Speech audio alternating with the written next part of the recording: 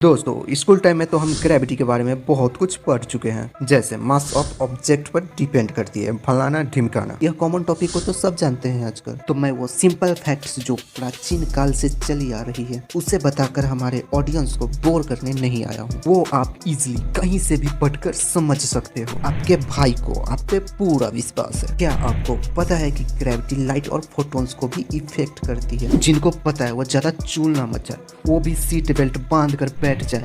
शायद इस नॉलेज की जर्नी में ऐसा कुछ जानने को मिल जाए जो पहले आप ना जानते हो। तो हेलो दोस्तों, मैं हूँ आदित्य और स्वागत करता हूँ आपका अपने YouTube channel up to science पे। So let's get up to science. शायद आपका पहला सवाल ही यही होगा, और हाँ होना भी चाहिए, कि ग्रेविटी तो सिर्फ ऐसे पार्टिकल्स या ऑब्जेक्ट के बीच होता है जिनमें कुछ मास होता है, और लाइट के पास तो कोई मास ही नहीं होता, वो तो कम्प्लीटली मासलेस होता है। एंड इनमें भी कुछ ब्रिलियंट छात्र ये भी सवाल कर सकते हैं कि लाइट तो फोटोन है जो कि पार्टिकल होता है, तो इसलिए इनमें भी मास होगा। That's why light is affected by gravity. तो भाई दिल से बोल रहा, तुमसे ना हो पाएगा। अरे मजाक कर रहा था भाई, डोंट टेक इट सीरियस। तो सर ऐसा है कि आप लोगों का बात सही है लेकिन पूरी नहीं। ग्रेविटी फोर्स तब काम करती है जब पार्टिकल या ऑब्जेक्ट के पास मास या फिर एनर्जी हो, क्योंकि लाइट भी एक एनर्जी का ही फॉर्म है, इसलिए इस पे ग्रेविटेशनल फोर्स वर्क करती है। इसका सीधा सा एग्जांपल है ब्लैक होल, जिसमें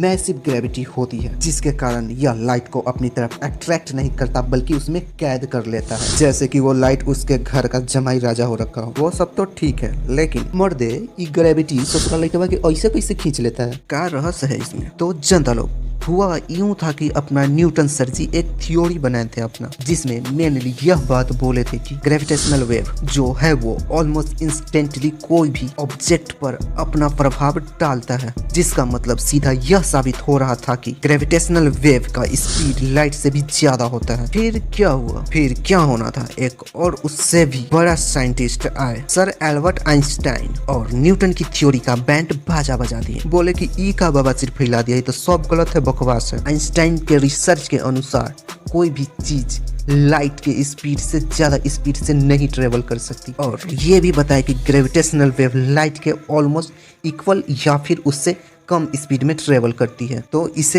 एग्जाम्पल के साथ समझते हैं। अगर सन गायब हो जाता है सोलर सिस्टम से, तो सन की ग्रेविटी के खत्म होने का असर 8 मिनट बाद धरती पर होगी। बताओ, न्यूटन जी के बात का एक बार में ही सफाया कर दिया। नहीं, ऐसा नहीं है, न्यूटन की थ्योरी आज भी काम करती है, लेकिन ग्रेविटी कैलकुलेट करने में, क्योंकि उन्होंने अपने थ्योरी के अकॉर्डिंग फार्मूला तो बनाया था जिससे almost exact gravity value calculate किया जा सकता है, लेकिन उनको खुद को नहीं पता था कि ये ग्रेविटी काम कैसे करती है। What is the mechanism behind gravity? तो आइंस्टाइन ने सालों की खोज करने के बाद जनरल रिलेटिविटी थ्योरी लाए, जिसमें एक न्यू कंसेप्ट स्पेस टाइम का इंट्रोड्यूस किया, जो और कुछ नहीं बल्कि स्पेस का 3 डायमेंशन और टाइम का 1 डायमेंशन से मिलकर बना है। तो स्पेस टाइम में सन के वजह से जो वार्प यानी कि होल क्रिएट होता है, उसी के कारण लाइट जो सन के कर्वेचर के पास से गुजरती है वो बेंड हो जाती है। और दोस्तों, अगर आपको स्पेस टाइम के बारे में जानना है तो नीचे कमेंट करके हमें जरूर बताएं। तो दोस्तों, कुछ अलग अंदाज में हमारा यह कंटेंट आपको